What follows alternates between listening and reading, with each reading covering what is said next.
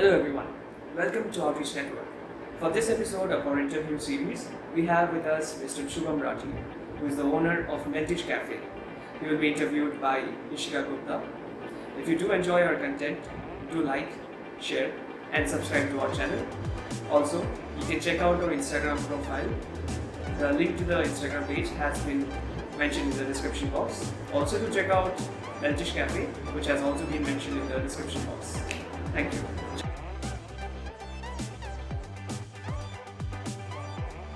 Take this moment to thank everyone who is supporting us and helping us grow. I'm sure together we can build a community of people who can inspire, empower, and enlighten. For today's episode, we have with us Mr. Shubham Rathi, founder and owner of Meltish, a cheese cafe based in Pune, which came into existence with the sole goal of satisfying people's cravings with mind-boggling variants of cheese sourced from all over the globe. Thank you, sir, for taking our time and being here with us today. I'm sure Thank you. we'll all have a lot to take away at the end of this interview. Moving on, my first question to you is, what inspired you to start a business which was different from your field of study, and how exactly did you engage with the idea of different varieties of cheese? So, I'll get back to that when I was into my engineering days. So, I used to be in those days, me, my friends, we used to, discover new food joints which were open up in Pune and experiment with food. So, whenever we used to sit in those restaurants and have their specialty or their signature dishes, so we were always curious to get to know what's that side of the wall inside the kitchen, what's going on, how's the chef going to make all that thing. And getting back at our residences when we used to crave for something to be midnight cravings, and instead of making our staple food, which was Maggie, we used to try out those dishes, and of course in our way or in a fusion way, in way we can make it. Of course, not up to the mark of like the chef used to make, but yeah. And that's how I realized that I'm very passionate about food and experimenting with food and all. So yeah, that was one of the reasons, which was passion, which I discovered. The other reason, getting into food industry and making a switch from engineering to food, was the lifestyle of the people which was changing. So I observed that there was more room on the outside for the people compared to the inside when it comes to food. So just if you could also analyze that, how often we eat outside. So yeah, I saw that there's a growth in this industry and wanted to enjoy the piece of a pie. So my switch was both calculative and also passionate. Coming back to the idea of cheese, variety of cheese. So me and my co-founder, we were just discussing about some ideas at a street food. So it's the idea for Meltish is came from a very generous place. So that was a street hawker, and during the span of 5 minutes where we ordered our food, we saw many people coming there and hawking for extra pie of cheese, like bhaiya aur cheese dalna, bhaiya extra cheese. And there me and my partner, we started discussing about it, like people are crazy about cheese. They love it so much that within a span of 5 minutes we can actually see many of them are just asking for extra cheese, more cheese, this, that, cheese. So then the same day we went home and we started researching about this thing, that how cheese is made and what all varieties is easily available in the market in terms of restaurant, like not in a supermarket, but of course in a way which we can inculcate different varieties of cheese in the restaurant food. And so there was that which was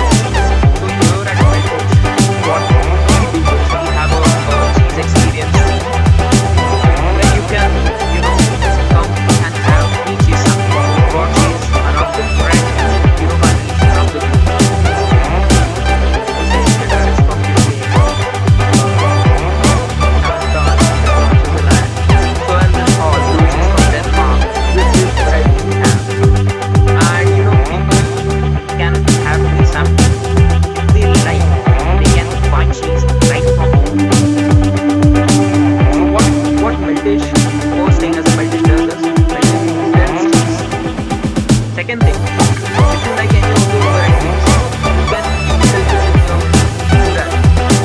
Say something you like a roasted aloo and you want it warm, we are capable of adding a slice of roasted aloo in your burger in real time as well. This concept was very nobody did this before. So yeah, of course, yeah, it started because of these crazy innovations. That is great to hear.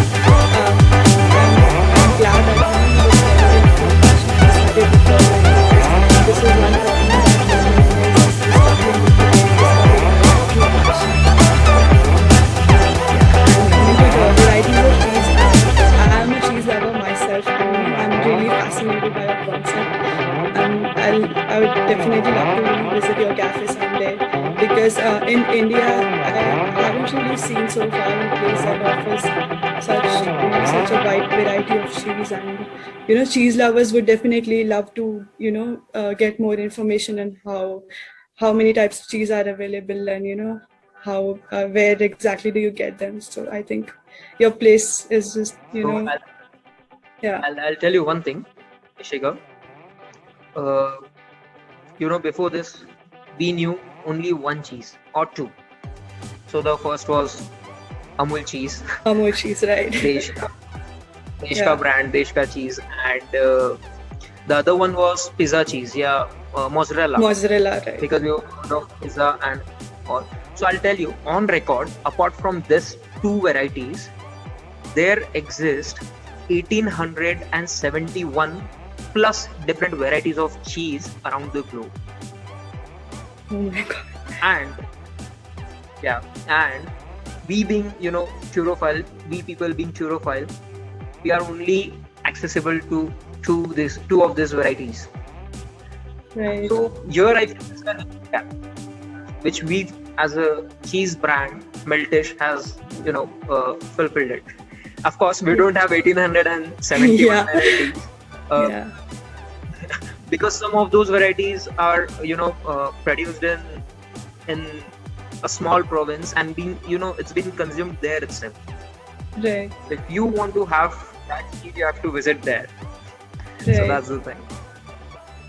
Yeah, I think your cafe is a dream come true for cheese lovers, getting such a wide variety of cheese in India itself in one cafe. With Thank that, you. I would like to move on to the next question. Okay, Yeah. so my next question to you is your cafe is a haven for youngsters with all the delicious food that it has to offer. But what makes it stand out is the aesthetically appealing interior. So, what are your views with regard to the same? Okay, so uh, when we were planning for the interior of this restaurant and we went to the discussions with the interior designer that what the interior should come out to be, like it should be and something which contemporary or something which is very raw, all cheese tattoos and all. So I didn't wanted something which is very usual. So I've visited many restaurants, here in Pune, and none of them made me feel premium or made me feel luxurious. Apart from those which were presented to five-star hotels. And of course, everybody is not comfortable every time to go and have dining in a five-star restaurant. So of course, it's not economical as well. So why we focused more on premium interior? Because the main reason was I wanted people to feel that this is a king's and a queen's landing place. That you or our Right. customers, they belong here. And with the recent change interior, I'm sorry, your voice is cracking. you hear me? Yeah, now. Yeah, perfect. Yeah. So, like I was telling, apart from just the taste and the quality of food, ambience is also a factor which is, a decision making for people to choose their dining Yeah. options. Earlier, I could recall, I've seen such small and good joints in Pune where you don't even get a space to sit. You have to stand and have your meal, and still it is full. But that time has changed. Yeah. Now, apart from food, there are many factors. Like the second, what I feel is ambience. Agreed. So yeah, of course, we worked really hard to get such a premium ambience. Of course, for you guys, for the customers, and that's how it came out this way. Yeah. So, yeah, I completely agree with you. It is mostly youngsters, that visit cafes and all, and they mostly tend to look for Instagrammable places, and your place is just the perfect spot for that. And in fact, I think that your place has not just one but three spaces, right? So, would you like to elaborate on that? Yeah, yeah, of course. So when we got this place, we had a very nice 1,000 square feet outer area, so which is one of our thing in this area, because none of the cafes has this much big ground floor touch open space. So of course that space is known as butterfly garden. So while we were into the plantation of that place, we saw butterflies coming in, and then we realized that let's keep this name on their behalf, like the butterfly garden. So butterfly garden is an casual dining place, where it's in smoking area, and that is also one of the preference for youngsters. They want a smoking zone. The other place is the Ornette, which is more over towards a luxury, fine dining European feel, where there's a proper table setup being placed, and which is moreover which makes you feel premium, luxurious, with gold plated strips being used into the interior. The third place which we have is One Earth. So One Earth is a party area which is exclusively available on booking basis. And the concept which we delivered in One Earth was, just imagine yourself sitting in a swing, one of your properties in Maldives, and the One Earth area contains a swing, a fence, and a tropical handmade painting. So yeah, that's it. These are the three zones we have, which That leads is to sitting capacity to say 100 packs. Mhm. That is really good. That is a really interesting concept, and I'm sure after hearing this, the people, especially the ones living in Pune, would definitely love to check out your cafe. Um, Moving on, Yeah. I would like to ask you that what are your most popular dishes, and how do you engage with your customers? Okay, so our most popular dishes.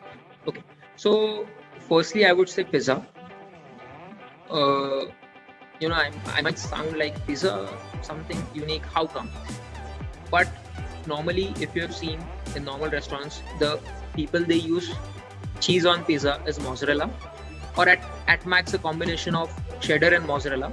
But here in Meltish, we've created an in-house experiment where we have selected top 4 varieties of cheese, and setting it at different proportion.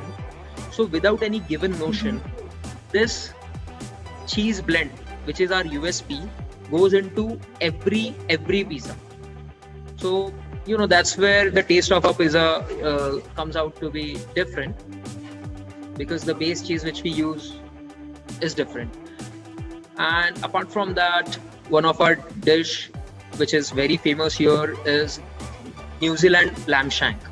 So we have imported a lamb shank, which is a part of a lamb where the part from knee to the ankle. So that we have imported from New Zealand, and we make it in a red wine sauce. So that is something which is again our signature, which you get nowhere else. So these are the and apart there are many more apart from this, Right, but these are two the most people love here. right. People, And yeah, getting engaged with a customer, so as we being a new concept, we are initially into our awareness stage where we want our customers to get educated about cheese. That many of them, they come and they ask कि cheese खाने से will हम मोटे हो जाएंगे, this won't add a healthy diet, XYZ. But I feel this is a wrong notion. If you'll see, this is a staple food of Europe. In their every meal cheese is present, but of course it depends how you use it. Right. So yeah, so this is our first step where we are into our awareness stage. We are engaging with our customer directly. We are explaining them about cheese. We are clearing their doubts, their myths, that they feel that having cheese will make them fat. And of course there are some promotional events also we take care, but all those events we feel that we should be raw, we should push ourselves organic. Right. Like we want our customers spread about us, not we ourselves pay for it and tell people that Meltish, we as a brand, we are here. Right. So we are more over on organic marketing, that we believe is more strengthful thing. That see, just a customer had come and he liked the food, he liked the place, and he's spreading our word to more over his guests, his friends. That's I feel a value which we have added. Instead of we bring bloggers and we tell them to speak about us. So firstly, we are dependent on organic mediums. And of course we are also making a marketing mix of different offers which we need to launch, so that many and more people come to know about us. So one such event which in recent times we have conducted was last month. There was this National Cheese Day for US. So National Cheese Day for US. So we here in Meltish have celebrated it in such a way that all the US based cheese were at fabulous offers being placed. Also, if you use those cheese in any of our dishes, so instead, apart from cheese, you'll get discounts on that dishes as well. So such and such thing, and it worked for us really well. Right. Yeah, I agree that people love an exquisite experience, something unique and extravagant that they won't get anywhere, any place else. And I think that is one thing that your cafe does amazingly. So yeah, and of course the fact that you focus on creating value for your customers instead of publicity, makes sense, because what word of mouth publicity is the most effective medium of marketing, what people themselves feel and experience, and they go and tell out that to other people. So yeah, thank you. With that, I move on to my next question. Every new venture has its own highs and lows. So, what would you say were your best and worst moments through this journey, and how did you deal with them? Okay, so firstly, I would like to start with my best moments. So Meltish as a concept was very small. So initially, when I was looking for financiers, and when I pitched this concept to our financiers, so they wanted to do it in a pilot project kind of thing, like an experimental small joint, where you can just experiment with this concept, and if it really works out to be great, then we can of course escalate. But while I was looking for small joints, rental places here in Pune, so the rentals were super high. And there, I pitched that instead of renting a place, because the rents were very, very high, it was like 50% of the operational cost which we were calculated. And to cut down that 50%, so I've suggested that instead of renting a place, let's own a place. This decision was pretty tough, of course, for me to take this thing and for them to invest in it.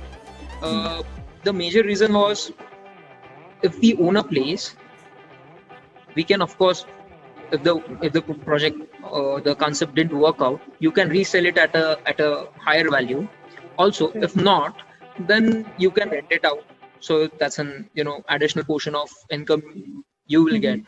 So that's how. So the major thing which I'll feel is my best moment is I convinced my financiers to invest into it, and then they agreed, and that's how the you know your Meltish is a cell phone place, not a rental one.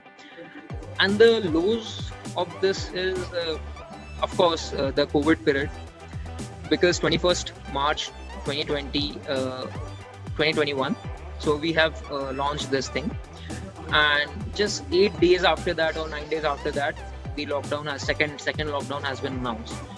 So of course this was our low, but again we are still surviving, and we have survived just because the rental factor is kept down, and our operational cost is bare minimum. Right. Yeah, I agree that, every new venture is like a roller coaster ride. There are both highs and lows. But like what matters is that you didn't give up and, you continued to pursue your passion. So with that, I come to my next question. How do you plan to sustain Yeah. during these difficult times, and like what are your future plans for the cafe? Okay, to sustain in this difficult times and future plans related to the Yeah. restaurant. So yeah, of course the times are not that great, with lots restrictions. So here in Pune currently we have a rule that can only place dining before 4, and after that delivery can work. This is of course a challenge for us, because in India I don't think people have an habit of having heavy lunch. We Right. moreover tend to go out more on dinners than lunch. So the Agreed. major time where we can do business, which is after 6 till 11, has been cut off from our timings. I mean, from these restrictions have been levied on. So of course the times are not good, but in case of survival I feel that my team is very cooperative. My people who are a part of meditation, who are seeing it grow day by day, are very cooperative. And of course, so we have managed in lowering our operational cost, and that's how we are still surviving, and hope we see a better day, better tomorrow. Right. And future plans related to our restaurants are in such a way that uh, we want to reach out to more and more customers, and establish a clean setup in terms of process, in terms of customer engagement and everything. And after that, of course, we are looking forward to uh, create a franchisee model, or a successful franchisee model, and of course escalate. Right. Of course, the COVID-19 pandemic has taken a toll on many businesses, especially restaurants. But I'm glad that you are trying to come up with ways to cope up with this problem. And of course, all the very best for your future endeavors. I'm sure you have a long way to go. With that, I come to my last question. What would be your advice to ambitious youngsters who hesitate to choose, unconventional career paths?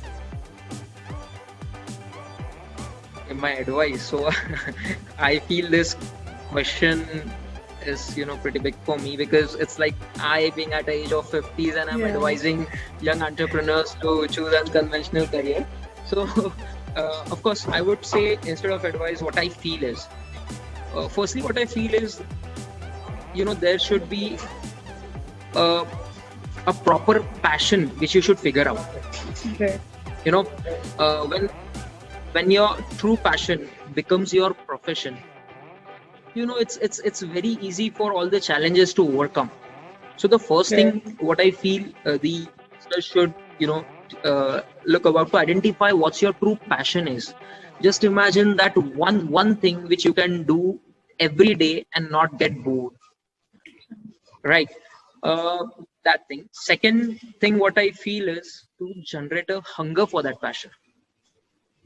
Like, you have discovered what you want to do, and and create a hunger for it so that you can pursue it. So it's like live a life of oh wills versus the life of what ifs. I mean, what if Right. this challenge comes? What if this will happen? What if that will happen? You know, to make a transition from a conventional to an unconventional path, there are many hurdles, right? Right. There can be many basic hurdles as well, like convincing your parents to do it. But Exactly. consider that thing as a challenge. And if you are passionate about it, you'll of course succeed. So I've also follow a theory of three C's, like choices, chances, and changes. I'll repeat: choices, chances, and changes. So choice it to take a chance, and chance it to see the change. So this is a short thing which I think young entrepreneurs can think about, find their own passion, and live a passionate professional life. Right. Thank you for your inspirational words. As they say, do what you love and love what you do. I think you are a perfect example of that. So, yeah. With that, we come to the end of our interview. I'm sure like everyone had a lot to take away from this interview, a lot of insights into what goes behind a cafe and any new venture or following your passion. There was like so much to learn today. Thank you so much for taking out time for being here with us today. Really appreciate that. And I yeah, would, in fact, thank you. thank Outreach Network and you people, of course, to give such a a wonderful moment to celebrate what I mean, to discuss about my journey, the Meltish Right. journey. So all thanks to you guys too. Yeah, thank you so much. That really means a lot. We at Outreach, we believe that the best way to learn is to hear from someone who has actually been through that and done that. And what better than interviewing people, who of our age group, who have come up with new and exciting ventures.